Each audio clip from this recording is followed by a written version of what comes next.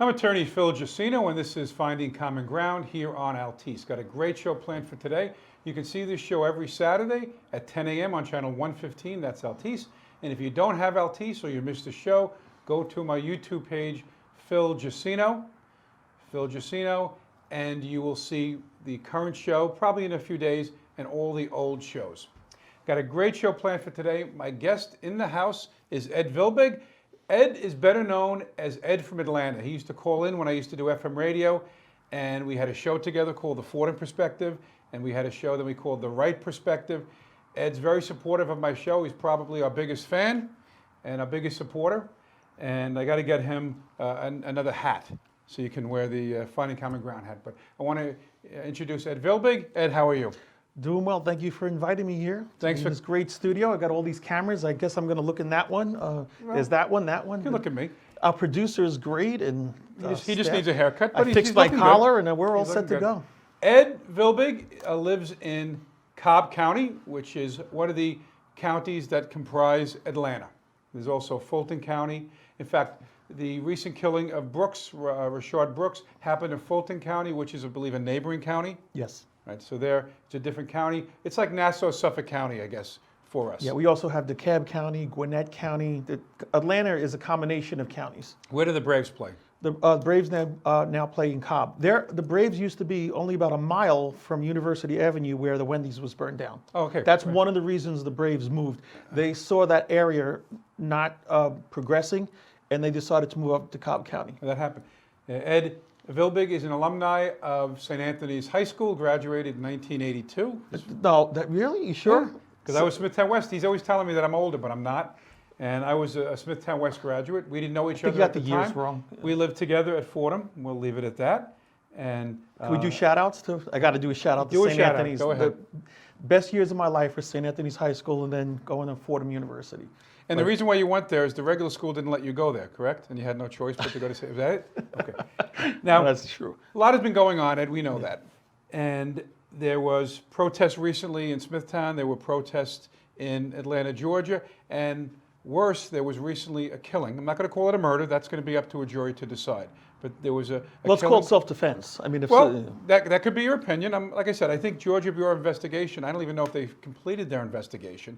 And D.A. Howard, who went on TV and he laid out his case and he let people complaining, witness, attorney, or I should say the person who was killed, his family has an attorney, and that attorney was allowed to speak at the press conference, which is a little unorthodox, but he's charged with murder. He could even get the death penalty, although I think they said they're not going to seek it. He could look, the officer that ended up shooting Brooks in the back, and we're going to talk a little bit about that, but how has that shooting affected Atlanta? Now, I know it's a different county, but it's still that geographic area. How has it affected the people there, the community? Well, the community is, it's a tense situation, basically. I worked in that area down in Fulton County. I was a testing specialist for Atlanta Public Schools, so I used to service the schools right around University Avenue where they had the shooting. And that area is pretty run down. There's not much there. It's right off the interstate, so the Wendy's is only one of the few restaurants. If you go a mile from the Wendy's, there's nothing there. It's a real desolate area. It's a lot of poverty, crime, drugs. So young people or old people that worked in the area, a lot of people worked at that Wendy's? Yeah. Well, now that Wendy's is burned down, so those people are out of work. And you had eaten there before, you said, yes, right? I've been there a few times. It's fair to say that was mostly minority run? When I was there, that restaurant, I was the only Italian, a white person in the restaurant, 100% minorities. And they were all out of a job. But what's interesting to me is that, when I was watching the protest last Saturday night, and you had a lot of white people down there with, I guess, Antifa mixing in. Not a good combination. Yeah, trying to start trouble there. But during the day, there's no white people on University Avenue. But yet they come in to destroy and loot and do all that, and then get back in their cars and go back to suburban Atlanta. So that's a problem I have. Has there been damage in Atlanta? Oh yeah. And again, I want to differentiate. You have protests, which are I'm protected, all for protesting. And then you have riots and looting. All for protesting. What has been, like Smithtown, we talked about in the last show with Frank Vetro, there were peaceful protests. I don't think there was one person I think got hit with something, but for the most part, it was peaceful. I think a lot of other communities in Smithtown, it was peaceful, not like the city. What has been like in Atlanta? In Atlanta, it's been mostly peaceful. Most people want to protest. That's right under the Constitution. They have the right to protest. But then you have a few people, mainly Antifa, getting in there and then starting the looting and the rioting. Now, has BLM disowned Antifa? No, I haven't seen that. That's what I'm waiting for. I'm waiting for someone to come out and say, we're all for, Black Lives Matter. We're for the cause, but we are not for, burning down and looting. In fact, you have the opposite. You have one of the mayors, I don't remember what city, but you have one of the mayors that said that it was okay to loot. Right. So that, and I heard somebody say you're only destroying property. It's kind of like it's no big deal. It is a big deal. If that's your store, if that's your source of income, your livelihood, or that's your job, what do you do then? Right. You were talking about Wendy's. That was one of the few restaurants in the area. Where do those people go to work now? What do? Hop on a train or a bus and go somewhere else? They're out of work. And especially coming off of the pandemic, where many of those people, Wendy's was probably open during a lot of that time, but still, it might have been short-staffed because the inside wasn't open. And now these people are coming back to work, like in the city here, and there's no place for them to go. Right. Now what do they do? So you're saying mostly peaceful, and that's not a bad thing. Right. We want to see peaceful protests, and that's their right to do. Nothing wrong with protests. Everyone has a right to protest, but you don't have a right to loot and burn and steal. I don't understand. And there has to be consequences for that action.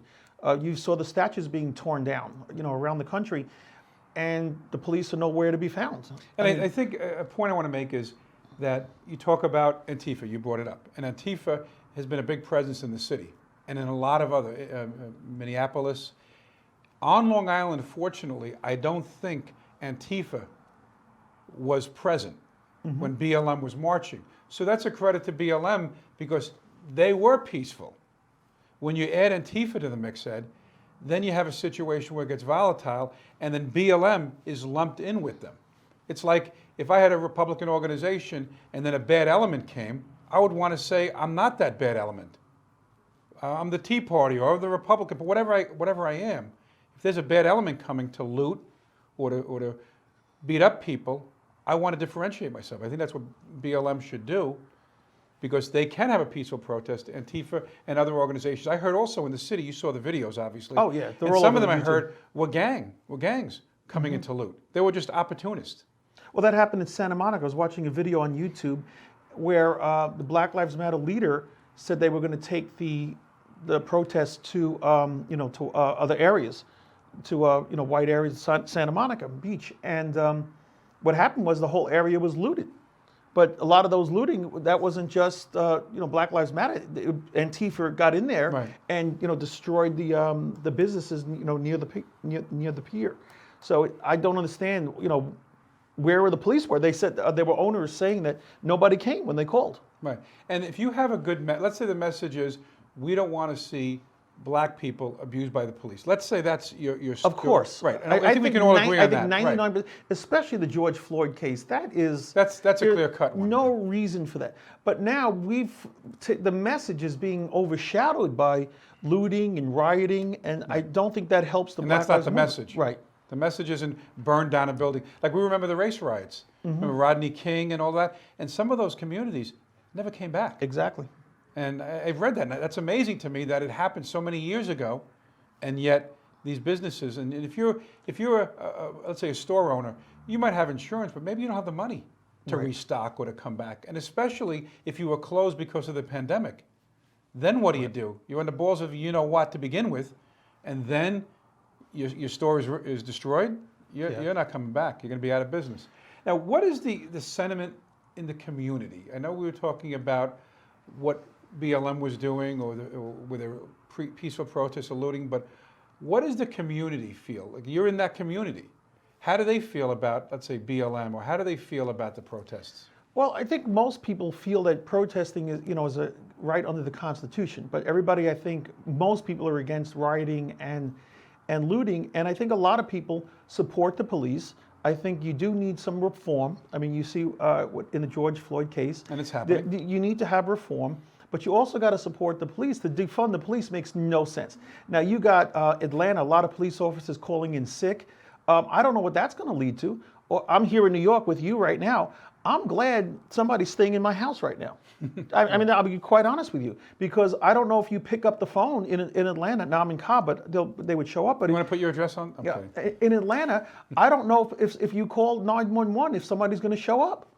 I mean, so we continue to bash the police, and if we defund them, when you have an issue and you have to call, who are you going to call if they don't show up? That's what I'm concerned about.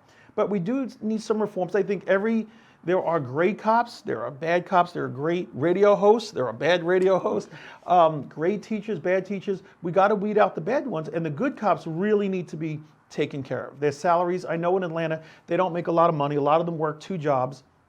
They really shouldn't have to work 2 jobs. You got to increase their salaries. You got to give them the training they need, and the cops that shouldn't be there you need to get rid of. Now, how are things being portrayed in the media? Oh, the media basically wants to defund the police. It depends on what, Fox is different than MSNBC, which is different from CNN. CNN has no viewers anymore, so we'll just talk about it, MSNBC and Fox. Fox basically is to the right, and MSNBC is to the left. So the viewer just has to basically try to get the information and make up their own minds. But what about the local coverage? In The Atlanta. Channel 2, WSB in Atlanta, does a good job with news. They're basically on top of it. And then we have Fox 5. Those are the 2 big stations. Channel 2, WSB, which is the ABC affiliate, they're 50% of the market. Fox 5 is 25% of the market. And then the NBC affiliate is 11% of the market.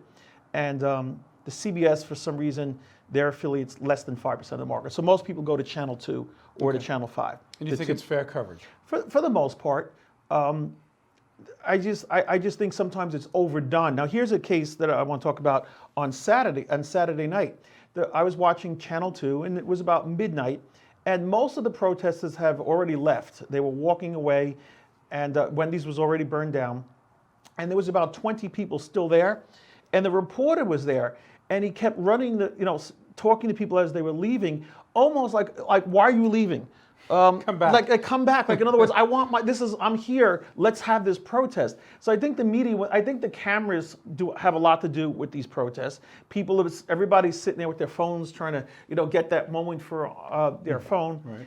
And but it seems when the media is there, that incites people to do crazy things.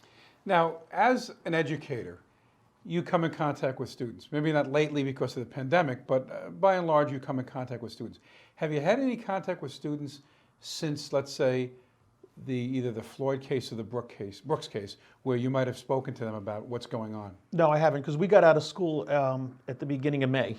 So up here, you get out of school later. We start school, I start July 26th. I have to go back to work, and the kids come back the first week in August in Atlanta. Here, it's different. You guys go back after Labor Day. But I could tell you, most of the kids I deal with are minorities, and the kids are great. I have no issues with kids at all. And kids want the help for the most part. The kids I work with have a lot of issues, and I try to help them as best I can. It's the adults that I've had issues with.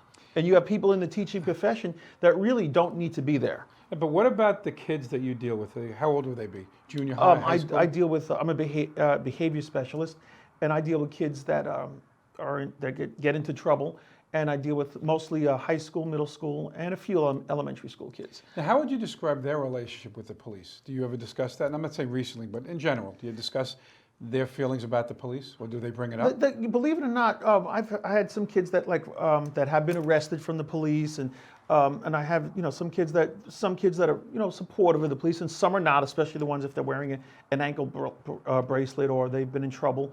But they realize that you have to have policing. Right. And I'm amazed that some of these school systems around the country now, Minneapolis, I think, for example, saying they're not going to have any police officers in the school. That doesn't make any sense to me. And I got to give de Blasio credit, which is hard to do. Your mayor in New York City said he is not for taking the police out of security out of the buildings. It's the first time I agree with The him. first time I was shocked.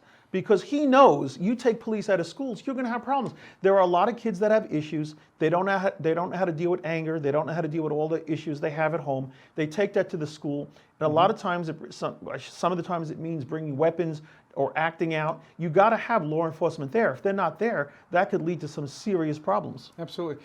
Now, where do most of the young kids get their information? Now, you talked about Channel 2, but I'm not so sure if I see a middle schooler sitting home watching Channel 2. Where do they get their information? Social media? Right here. This and Facebook, this Twitter, and this. or This is where Instagram? they get Instagram. Facebook is old. My kids tell me That's that. passé? Yeah. But now students that graduated 30 years ago when I first started teaching, I don't even want to tell you the year I started, 1991, they'll contact me on Facebook. But this generation is all on to Instagram. Now, is it TikTok or it's something else? They always try to get me to get onto these other sites. I said, I'll just stay on Facebook, thanks. But like even myself, I don't even watch the news anymore. It's only because of COVID and the riots that I've been watching the news. For the most part, before I go to bed, I'll click on the Channel 2 app, and I'll click on MSNBC and Fox, and before I go to bed, and I'll just scan the news for 5 minutes. I'm not going to sit there and watch a half hour of news and stuff that I'm not interested in. Right. So the kids are like that. They're not going to listen to George Stephanopoulos on They're not going Sunday to watch morning. Hannity for an hour. No, no, absolutely not. Or Rachel Maddow. No, not at all. And they're all about quick news. Snippets. Yeah, there's a thing called news break. That seems to be a lot of kids that are on the phone, and it's just headline after headline, and that's where they get their news from. They're not going to sit there, as you said, and watch a news program for an hour. Do most of these children, young kids, do they seem informed about the issues that you and I have a discussion we take for granted because we're kind of news junkies? And they're not necessarily news junkies, but do they understand what's going on? Like they know what BLM is, obviously. But what is your sense of what they understand or what's important to them? What I want to see when we go back to school is I want to see kids to really be engaged in history. I really want them to see, especially with the Black Lives Matter movement. I can't speak for kids, but I would assume that the kids, support the movement. But I want to see them really focusing on history and what led to this point, and to study the Civil War. Because I taught Georgia history when I got to Atlanta for about 7 years.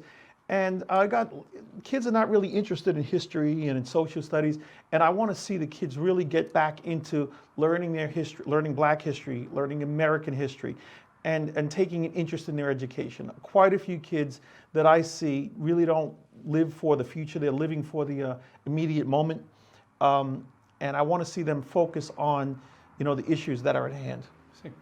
You're watching Finding Common Ground here on Altice Channel 115. I'm attorney Phil Jusino with my special guest, Ed from Atlanta, Ed Vilbig. Ed, now you brought up a very important topic, history. And I'm a student of history, you are too. That was other than gym and lunch, history was one of my favorite subjects in high school. And I can't get enough of it. I'm always reading about it. And George Santayana, an essayist, said, those who forget history are condemned to repeat it. Just like I was talking to someone the other day, we were talking about the Holocaust. And if you go to Germany or you go to Europe, you can see concentration camps. They don't tear those down. They're important. Not that we want them to exist, but the fact is they did exist. And people need to know the worst in humans. So when you see a statue of, let's say, Robert E. Lee, that was part of the history of the South, or the American history. So we're not saying we wish the South won, although you're in the South, so maybe they have a different take on it.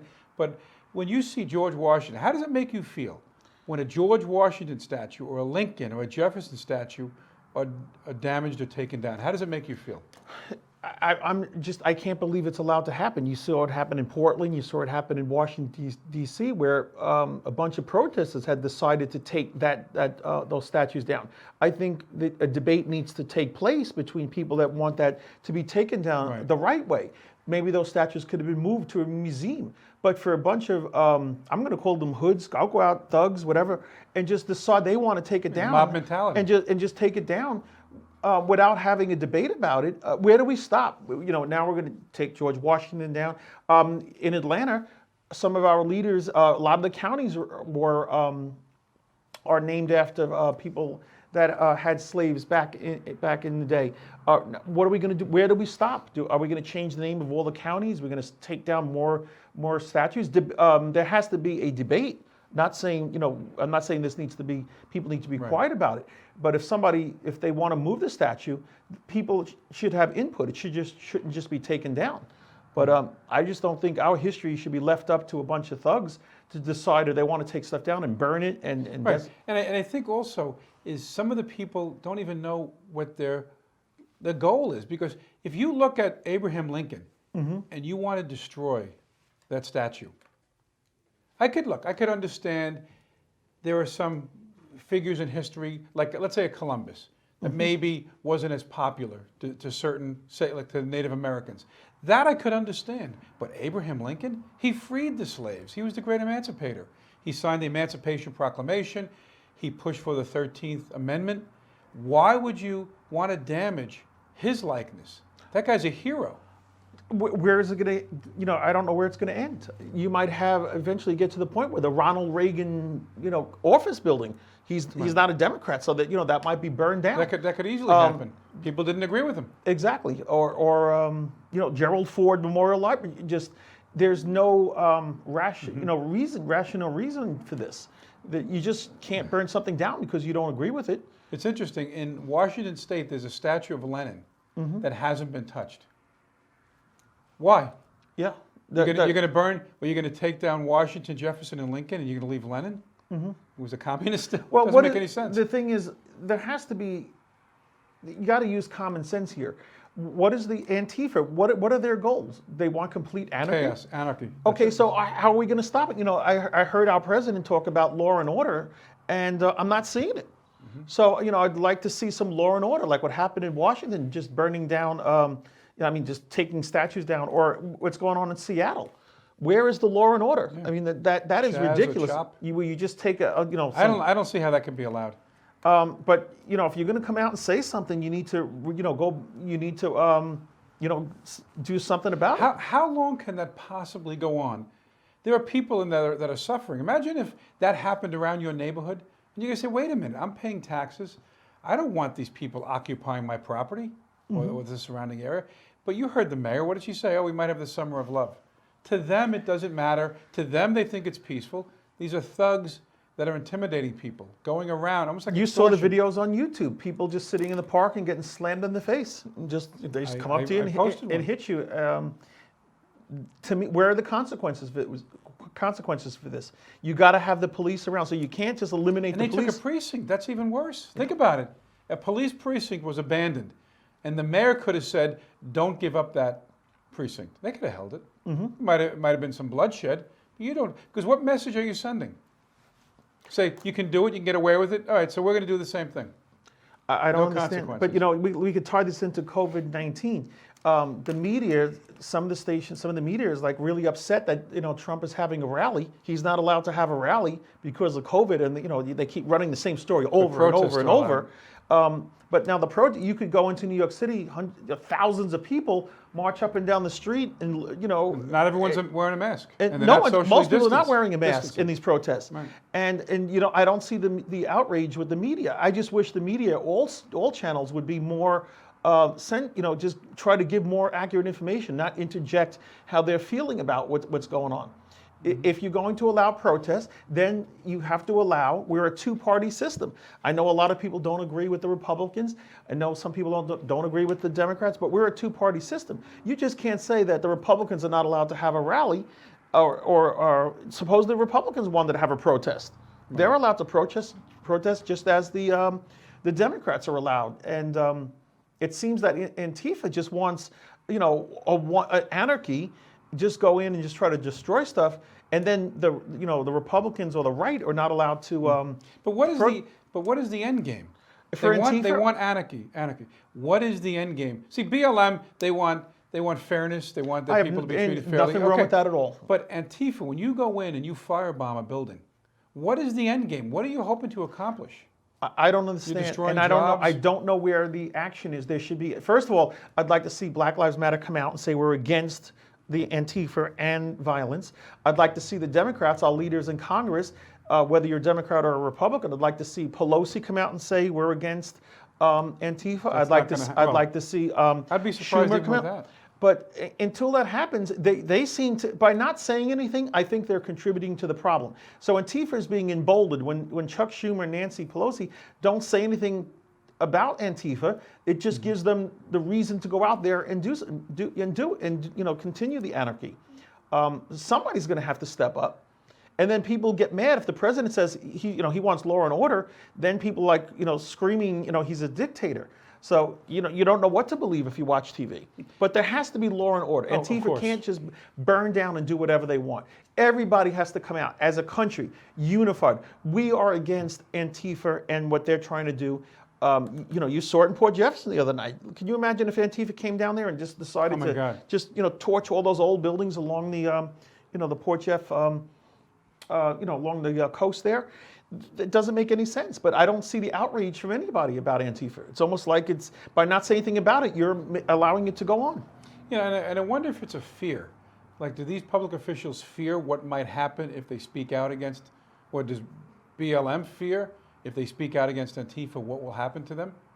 And unfortunately, Antifa, I don't want to say it's the Democrats' base, but it's certainly on that side of the aisle, let's say. So if you're a liberal, you might be more in line with that kind of organization. Even though you might not support them, you might be afraid to knock them. Just like there are right-wing organizations that some politicians that are on the right. Well, I'll tell you, challenge. I think the Democrats need to worry with this Antifa movement because I think it may backfire on them. I think you may have a lot of people that want law and order and want policing to come. They're going to go to the polls and they're going to vote Republican, and not just for at the presidential level. I'm talking about at the in the states and at the local level. I think you're going to see a lot of people that are that they want order and they're going to vote Republican if you continue to see Antifa going around Congress. Destroying things. I think it may backfire on the Democrats. That could swing the fate of the House. Exactly. I have nothing positive to say about the Antifa movement at all. It just doesn't make sense to me, and I don't understand why local officials and state officials and even the federal level, why they're not cracking down on Antifa, what they're doing around the country. See, I believe that President Trump wants to crack down more, but some of these issues are still local. And I think if it was up to Trump, he would go into some of these places. But I think he's being advised, look, let the locals deal with it. Yeah, but they're not. Let's take Seattle. I mean, you're going to have to go in there. It's only a matter of time. He may, but you know what? He's probably saying, you know what? Just like he did with what's going to close during the pandemic, remember he said, I can do it. And then he said, you know what? Let the governors decide, or let the mayor. Who's closer to the situation? They are, right? In New York, who knows better, Trump or Cuomo? Cuomo is the New York governor. Let him make those decisions. But at some point, you cannot let a city be taken over like that, where they lose a precinct and months and months and months go by. You can't do it. But you know what? Maybe the strategy on the Republican side is let it go like that, because all the independents who decide elections, Ed, they're watching, and they're saying, do we want to go that direction? Because Biden is on the left, Trump is on the right. Which direction do you want to go? And if the left is the direction of Antifa and all those other things, those independents are going to vote for President Trump, and he'll be reelected. That's what I think is going to happen. In 2016, they went with Trump. And we will see what happens. But I think a lot of people are getting scared, and a lot of people want law and order. And a lot of people. I think most people. A lot of people do support the Black Lives Matter movement. What happened to George Floyd is a tragedy, and there's been many other cases of police brutality. Right. They want reform, but when Antifa gets in and starts rioting and looting, I think that really hurts the Black Lives Matter movement. Right. What was interesting is an incident like the murder of George, and I'm going to call it a murder, of George Floyd, was interesting because it mobilized BLM. But what I find interesting is everybody universally agreed that was wrong. It wasn't a case, remember Rodney King, the right might have said it was the cops didn't do anything wrong, and the left said they did. Here we universally agree. Even the cops came out and said, what the heck was this guy doing, kneeling on his neck for like 8 or 9 minutes? So we agree. That should have been something to unite us, but it didn't. Now, let's go to the Brooks killing. Let me just say one thing before we go forward. I have this great quote that so it was just sent to me. This is from Muhammad Ali's son, and it says, I don't have my glasses. I don't want to put glasses on TV. It's not just Black lives matter, white lives matter, Chinese lives matter, all lives matter. Everybody's life matters. God loves everyone. He never singled anyone out. Killing is wrong, no matter who it is. All said during an hour-long interview with the New York Post. So I just want to make sure. Recently? Yes. Okay, very interesting.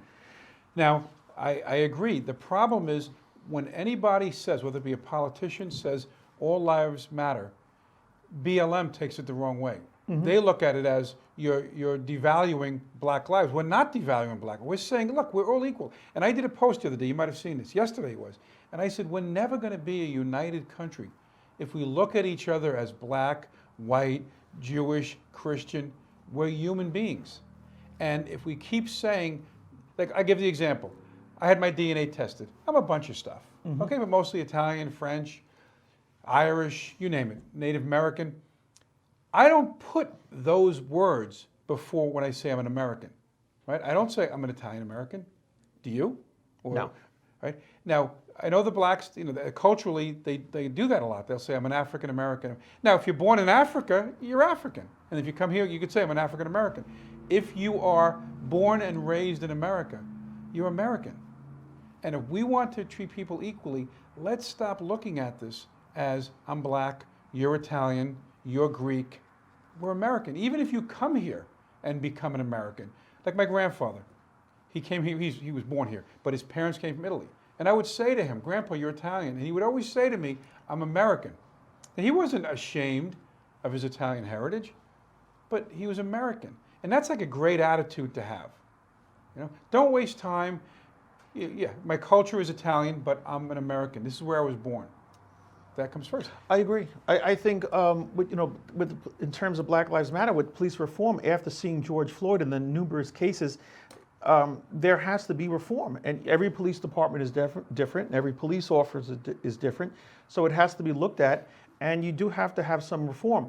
But you really can't go too far in terms of going any further in terms of destroying property. And I'm against, spray painting the streets, in New York and all over. Now, suppose somebody comes out and says, Italian lives matter, or, remember the Holocaust, or, where do we draw the line? So now you're going to say, okay, you can paint the street, but you can't paint the street. And I think these some issues that have to be dealt with. If you're passionate about something, if you then go out and you start rioting and looting, then people are going to back off. Is that the message that we're going to send in this country from here on in? You're angry, something doesn't go your way, so you burn something down, you take to the streets, you block interstates, you take over parts of city, and then we're going to back off, and then you could do whatever you want. And you lose people that could be supporting your position, because someone might say, oh, fine, I agree with black. Oh, wait a minute. Now they're with Antifa and they just burned down a black person's store. I can't support that position. But with regard to the police, we do need, I think, better training, because let's look at the Floyd matter for a second. Terrible. We all agree that was a murder, right? But also, let me just say one thing, being in Atlanta, there are multiple cases. And I told you the story of what I had 3 years ago going to Philadelphia, leaving Long Island. I was harassed by a police officer. I was giving 3 tickets. I was riding the shoulder coming off of the New Jersey Turnpike. No cars would let me in. So I rode the shoulder for about maybe 50 feet or so to get into the lane. Next thing I know, police officer pulls me over, and he was totally unhinged. I tell this all the time, and I tell this to my students. But I kept my hands on the wheel, and I realized that he was unhinged. And I said, this is not a good situation. When I asked him, what did I do? And then I asked him, why are you writing? He goes, I'm going to get you. And he's like, I said, why are you going to get me? He goes, you're getting 3 tickets. And he says, say one more word, and you're going to jail. And I said, okay, I'm dealing with someone that's unhinged. But it wasn't racial. He was just an unhinged cop. Yeah. And so I was real nervous at that point. And I understand, how blacks feel, when they get pulled over. But that is not an excuse to resist arrest. What I did when I knew was I was in trouble, I put my hands on the wheel and I said, okay, I am going to deal with this, get out of this. Sure enough, after I got my tickets, I filed complaints against them. I called the FBI. You called me? I called the GBI. I called you when it happened. That's how you get even. But if all I had to do was just grab him, or just that would have been it. That's right. And look, he would have shot me in a heartbeat. You were ticked off, but all you got was 3 tickets. No, wait, hold on. This came out to $500. Okay. all I got. You're making it sound like this is But minor. the point I'm making This was a major The point I'm ticket. making is Brooks, they knocked on his window. They said, are you okay? He was drunk, right? Yeah. When they went to cuff him like 20 minutes later, all he had to do was to submit. He would have been out. If they have any bail rules like we have in New York, he would have been out that morning. And then he would have got an attorney, and even if he had a bad record, I suspect the punishment would have not been that severe. But he bolted. And not just bolted, he grabbed the taser. Here's the one that question I have about elevated that. The one question I have, why not shoot him in the leg? Shoot him in I'll the shoulder. I'll tell you why. That's what I would have done. I'll tell you Now, why. And I understand, I've been drunk. Hopefully no one's listened once or twice. Your mom's watching the show, no, she's you know. not. But when you're drunk, you're not thinking straight. Even inebriated, if you have 2 or 3 drinks, you make poor choices. You make bad decisions. So I don't think he needed to die for being drunk. However, I understand the officers, they're fearful for their life. They have to defend themselves, self-defense. Right. So you got to look at the whole situation. And Biden said about shooting at the leg, and I'll tell you why I disagree, but finish your thought. So I don't want someone to get drunk and end up dying, and that's what happened here. But on the other hand, if somebody, I'd like, we need to see the whole tape and everything. I want to make sure that if he's running away, again, shoot him in the leg. You don't have to shoot to kill. I think that policy has to change. Shoot to kill That will just not, makes it'll never makes change. no There'll never be a end. policy shoot in the leg, and I'll tell you why. The police are taught to shoot center mass when they're repelling deadly force. All right? I'll tell you why. Let's do it this way. I think you and I can agree that if that man, Brooks, was running from the police officer and he had nothing in his hands and the cop shot him in the back, that would be a crime. Exactly. Murder, whatever it would, but it could be murder. And we all agree that if Brooks was running away and he had a .44 or he had a Glock and he turned around and fired at the officer would have every right to put him down because he's being shot. Okay, so now we have a taser. So that's like the middle ground. However, in Georgia, in your state, a taser is a deadly weapon. You might not agree, but a taser is a deadly weapon. Okay, but here's the thing. As a professional, when I was an assistant principal, I had a 6th grader punching me. He was really upset. He was punching me in the leg and in the stomach. Could I have turned around and punched him back and knocked him out? Probably. And then I could have said, well, hold on. If he was hitting you with deadly force, No, yes. he was hitting me pretty hard. But I understood that I just suspended him 3 days. His parents were coming up to get him. There were chances are that he might have been arrested. He was going to get arrested through the SRO and the school resource officer in the building. As a professional, I said, I'm going to put up with this, and I'm not going to How old react. was the kid? 6th grade. He was a big kid. Okay. Almost as big as our producer. But let me ask you this. Let's say it was a high school kid. Yes. And there was nobody there to save you, and he was pummeling you in the head. Would you hit him in the shin? Well, that's a hypothetical situation. I've seen, but it's a question. Okay, I've seen good What would you police. do? Okay, I've seen good police in one of my high schools where a special education student that is bigger than you and me hit the police officer, and the police officer did not beat him up. The police officer's how did he defuse? How did that police officer defuse? He got him on the ground. He slammed him on the ground. But he was able to subdue him. Right. But if it was a fight to the that police death, officer could have taken out his gun because this kid was huge. but he made a decision he didn't need Right, to. but that's what I'm saying in terms of the case in Atlanta. I don't think you could have you had to kill him. I really think you. I'm going to take the counterpoint. You're a cop. It's dark out. The guy just broke free. You saw how he manhandled those 2 police. Let me finish. Yes, yeah. Right. You saw how he handled them. I don't want to say like rag dolls, but he was much stronger than the 2 of them. He takes the taser. That cost him his life. If he didn't take that taser, that cop probably wouldn't have shot him. But I don't know. Once he turns around with that taser, you're not going to shoot him in the leg because that doesn't necessarily disarm him. Right? He could still run. If you miss, that bullet can travel down the street and hit an innocent person. So you're taught center mass, less ricochet. Right? What if that guy shoots the taser at the cop goes down, comes back, and it's happened before. Takes the gun, shoots the cop. Right? Look, if you have to repel deadly force, if by the definition of Georgia that a taser is a deadly instrument. You're the attorney. I mean, I'm going to go with you. D.A. Howard said that 2 weeks ago. Well, he's up for election. I live in Atlanta. But he said it's a different case. Yeah, but he's a political hack. Every time there's a case and the media's involved, he does what the media tells him to do. But I have no respect for it. But he's reciting the law in Georgia. It's in only- another yeah. case. And people have died being hit with a taser. So it's not as lethal as a 44 round or a 9mm round. But it's like saying a knife isn't lethal. A knife is very lethal. Someone stabs you in the heart, you're going to bleed out almost like getting shot with a 9mm. Right. Okay? So if the guy was running away with a knife, that might not be. But what if the guy turned around? What if the guy had a different type of weapon? He turns around or he tries to throw the knife at the officer. Is the officer compelled to shoot him in the leg? You put him down because your life is at risk. The same as if a big, strong student was beating the crap out of you. You have to do what you have to do. If you can subdue him, you have to save your life, Ed. What I tell the students I deal with, if you get in situations with the police, you do what they say.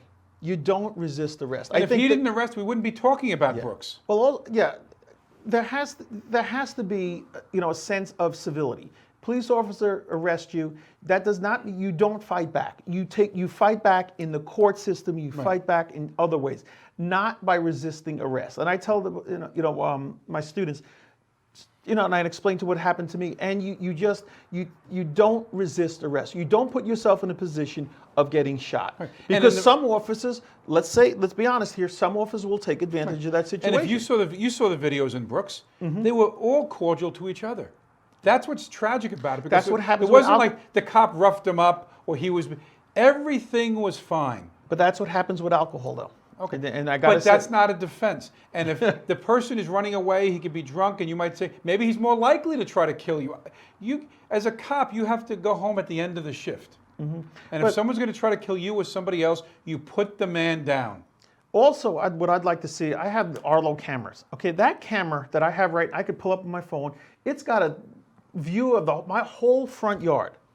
Why don't cops, every cop have? I agree. They should all have a body cam. I agree. Maybe one or two from every angle. Just like here, I feel like I'm under siege here with all these cameras and lights and. You don't even know where all the cameras are. Yeah, exactly. I'm talking to that one over there. Oh, there's one there. There's one there. I guess I'm going to that one there. I don't understand why the police don't have. Many are starting to. Yeah, no, but I'm saying multiple views. You can have one here that has the front, the whole studio here. You could have one here that takes this side. You could have, and there. I mean, these Arlo cameras are tiny. You could have one that has the whole view there. Where if every police officer has all these cameras, with Bluetooth and all this Wi-Fi technology, you could have somebody in the police department sitting there monitoring what their police officers are doing. Well, look, and now Long Island not as much, but I was talking to a homicide detective earlier, and he said that in the city there are cameras all over the place. Right. So with body cameras and those other cameras, because you see the video where he turns around and he shoots the taser at the guy, that wasn't a body cam. That was some camera from, I don't know if it was Wendy's or something, captured that. Right. Now, we're fortunate because at that trial, you have angles of everything. You have the conversation, the knocking on the window. Do you want to take the breath test? You see him pulling away from the getting cuffed. You see the guy turning back. If you didn't have the video, a witness could have said he didn't shoot the taser at him. Right. Because maybe they're going to cover for the guy, or maybe someone's going to cover for the cop. This way, you have transparency. And I agree with you. I'm not saying. I'm glad you agree with me. I agree with you. Excellent. I don't know how many. Make a note of this on this date that he's agreeing. I don't know how many camera angles we're going to have, but yes, body cameras protect the cop, and they protect the citizens of the community. And it protects the cop because someone could. I saw a video one time saved a cop. The lady said he sexually harassed me, and it wasn't the case. Right. And if he didn't have that body camera, it's his word against hers. Who knows how far that would have gone?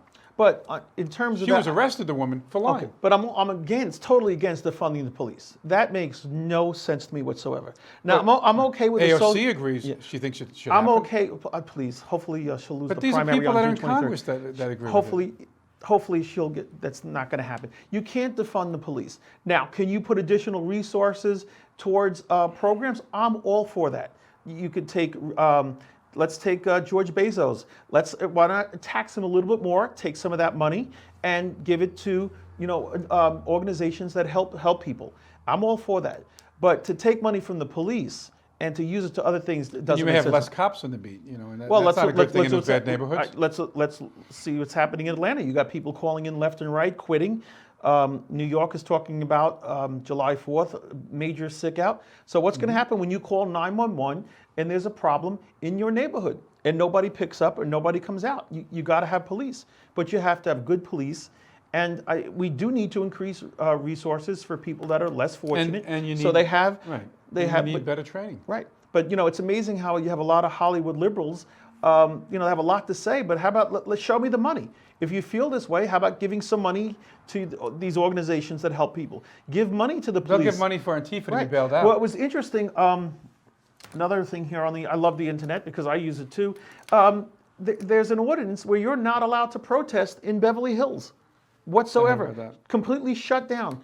You're under no circumstances are you allowed to go near Beverly Hills and to have a protest. It's totally illegal. So if I was Black Lives Matter, let's go protest. If I was Antifa, I would go straight to Beverly Hills. Why you're not allowed to? Because that's where the Hollywood elite lives. So you're not going to protest there? That's a load of nonsense. So let's see how that plays out. It's hypocritical. Right. Let's go back quickly to the Floyd case. Okay. Remember, for 8 or 9 minutes, that cop is kneeling on Floyd's neck, killing him. The other officers, I think one of them was saying, get him in the car or something like that. And two of them didn't do anything. You got to train, and one of them was only on the job for 4 days. So what are you going to train these officers to do? If you're a cop, Ed, and you see an officer doing what that officer did, should you physically remove that officer? There should be restrain him? What do you do? Or there has to be a way where he presses his button and his sergeant or lieutenant say, look, we have an officer not acting correctly. But there has to be a check. I know if a teacher does something, a student can get up, hit the emergency buzzer, an administrator will come down to the room pretty quickly. Now, if it's me, I don't, with my left leg, it takes me ever to get down there, I'll get down there. But we get down there as soon as possible. There has to be the same thing for police. But let me ask you this. What are teachers taught? If you were, let's say, a teacher, and you heard a commotion in another room, and you go into that room, and there's a student being, let's say, verbally abused in some way, or even physically, by a teacher, what are you trained to do about it? To call an administrator. Okay, but what if it was a physical altercation happening at that moment? Are you trained to intervene? Because if you wait for the administrator, that'd be too late. Okay, there's only a few minutes left. We can go on. This is a whole other show. I always broke up fights. I've been in education for 25 years. Got 5 years to go. For 25 years, I've broken up fights. And the thing is, if you break up a fight and the other parent decides you get sued, a lot of times you're on your own. The school system. And the cops could feel the same way. The school system will not represent you. But I cannot allow, and I had this happen, especially when I was younger. I worked in some tough schools. I'm not going to allow a student to beat up a teacher. Or if two kids are fighting. The other way around, a teacher. I'm not going to allow it. So I put my neck on the line. As things going on now this year, I'm going to reevaluate what I do as a behavior specialist.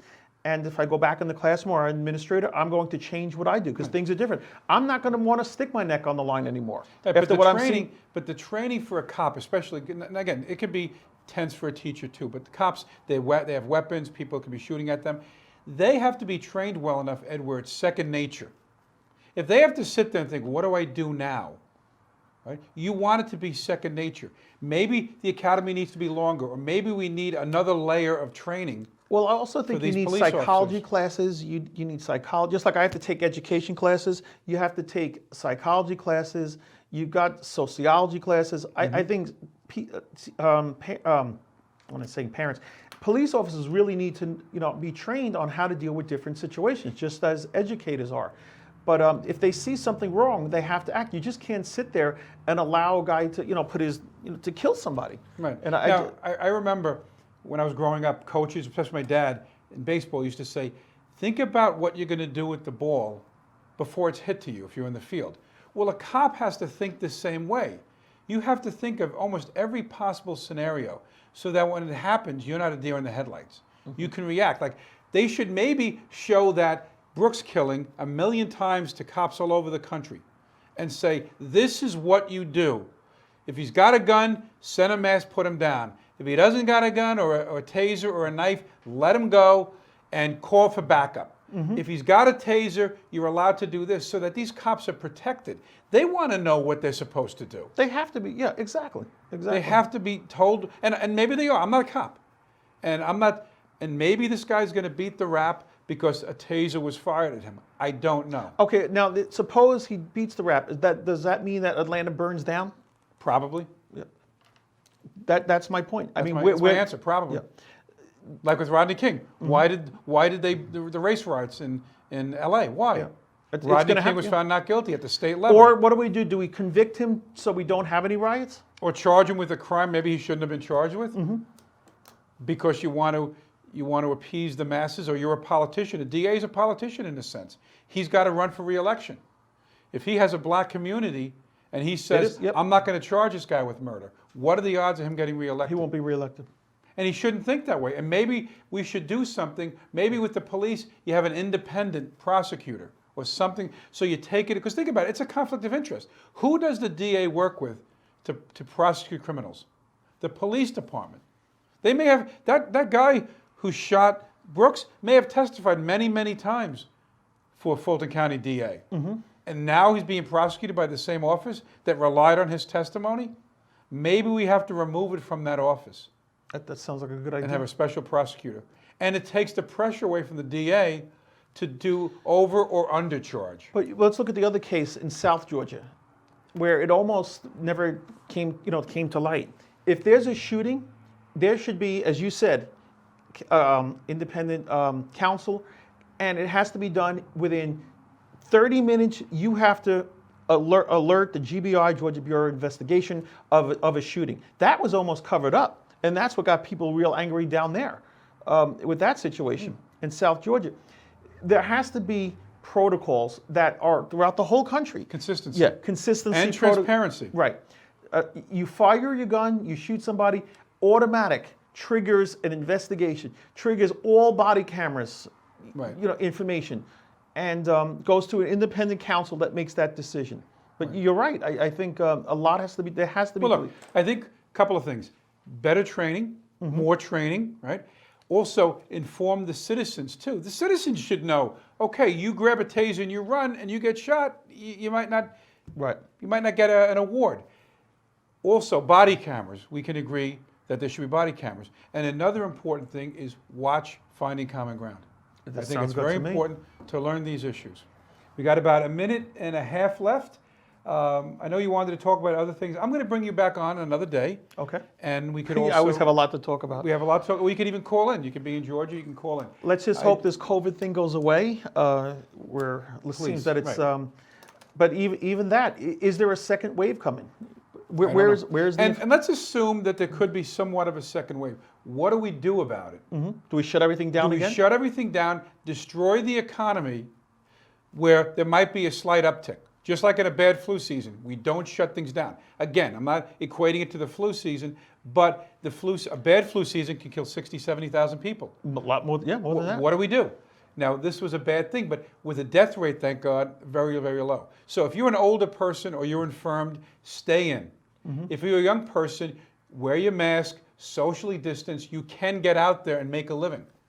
Right? Like I always joke, I say, does COVID not hit people in Walmart? But yet it'll hit people in a jewelry store. We got 55 seconds. I want to say I wrote a book called Divorce, A Practical Guide, a great read. Gives you a lot of information, makes you an informed consumer. When you go to see an attorney and you read a book like that, you know what questions to ask.